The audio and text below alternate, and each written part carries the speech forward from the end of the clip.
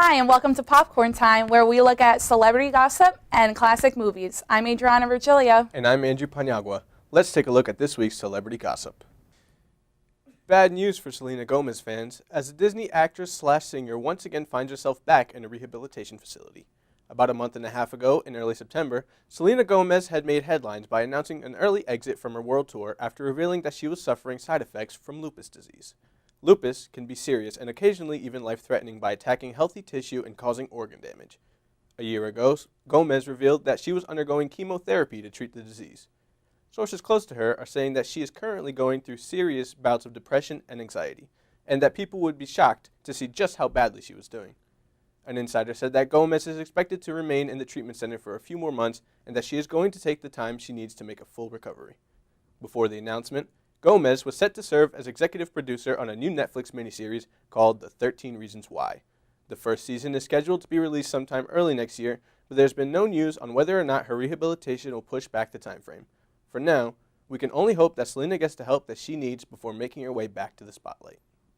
In other news, actress and star of the Divergent series Shailene Woodley was arrested for trespassing this past Monday while protesting against the construction of the Dakota Access Pipeline. She was subsequently released later that night and has been receiving an outpouring of support from her co-stars and fans alike for a stunt which brought attention to the pipeline's construction. Along with other demonstrators arrested that day, she supported the argument that construction of the $3.8 billion pipeline puts local Native American communities at risk should the pipeline leak and contaminate the Missouri River. The pipeline extends its way through North Dakota, South Dakota, Iowa, and ends in Illinois, making the four-state passage a massive zone in which lies a possibility of contamination. After the stunt, local journalists, filmmakers, and other reporting on the protests made their way to the protest site only to find themselves leaving shortly after in handcuffs. Shailene Woodley may have opened up a whole new can of worms, as now many are claiming these arrests are a threat to democracy and people's rights to learn about the protest. More controversy coming out of Hollywood this week, as Russell Crowe is facing an accusation of assault from rapper Azealia Banks. Banks filed a battery report after an altercation between the two at Crowe's hotel room dinner party. Banks went to the Beverly Hills Police Department alleging that Crowe had called her the N-word, choked her, and spat on her as the two were fighting in his suite. Crowe had invited 10 people over for his dinner party, one of which was rapper RZA from the Wu-Tang Clan, who in turn brought Banks along with him. Crowe and those close to him are denying that he had done anything wrong and insisted that it was actually Banks who had initiated the altercation. They claim she insulted the actor and his friends, then proceeded to threaten to stab them with a piece of glass. He then physically removed her from his room before calling security to get her thrown out of the hotel altogether. Both Crowe and Banks are sticking to their respective stories, as a tweet from Banks' attorney confirms that once Banks recovers from the shock of the incident, she will release a statement and that they will not be backing down from continuing to pursue the charges. That's all the news we have this week for Celebrity Gossip. Now let's go over to Adriana, where she'll give us some ideas on what to watch on one of the most popular streaming services out there. Well, this week, I'm going to be looking at another streaming service, Amazon Instant Video. Amazon Video is a streaming video component of Amazon Prime. Like Netflix and Hulu, Amazon Instant Video has movies that are just right for you. Offering unlimited streaming of tens and thousands of movies and TV shows, we picked out the ones right for you, your friends and family to watch. Shows from HBO, Starz, and Showtime are all over Amazon Videos. First up, we have True Blood, starring Anna Paquin and Stephen Moyer.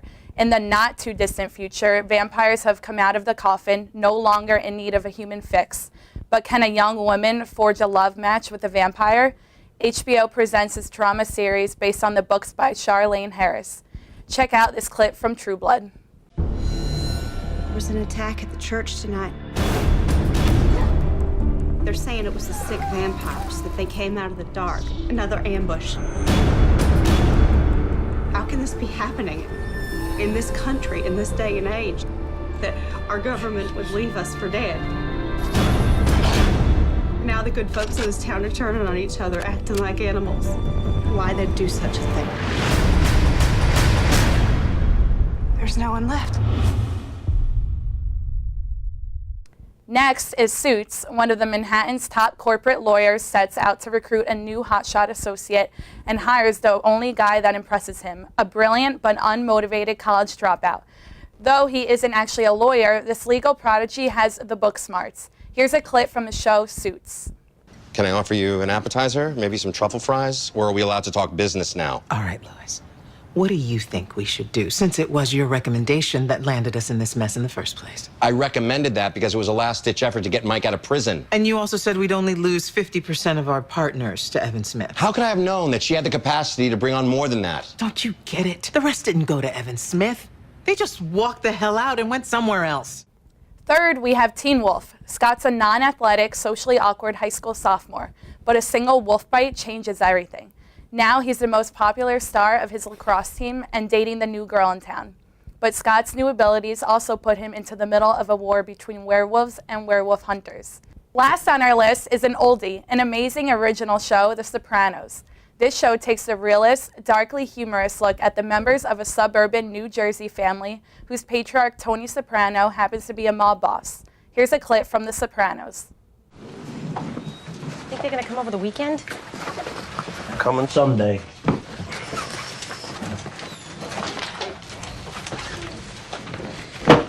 Where's the rest of the money?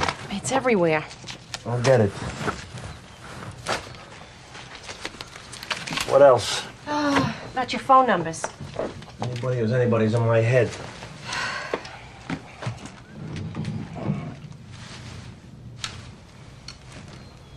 What's the matter? Nothing. Just here we go.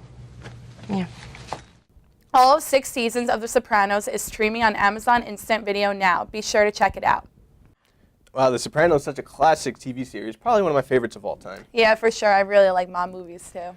Speaking of mom movies, this week we have our very own Haley Vasiliev giving our classic movie of the week. This week we are taking it back to a time we all love, the 90s. The classic film this week is Martin Scorsese's Goodfellas, which was released during a decade when gangster films were a big hit among movie directors. The film is an adaptation of Nicholas Pileggi's nonfiction book Wise Guys, which takes a look into the world of organized crime.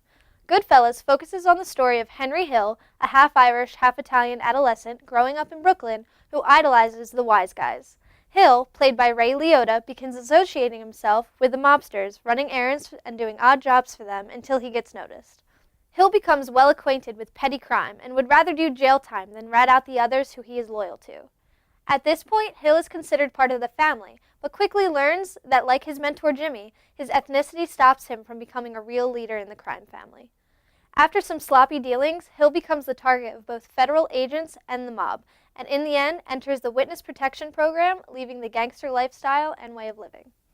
When Goodfellas was released, it grossed nearly $7 million at the weekend box office. Audiences were excited to see big names such as Ray Liotta, Robert De Niro, Joe Pesci, and how they would portray the underground world that is the mob.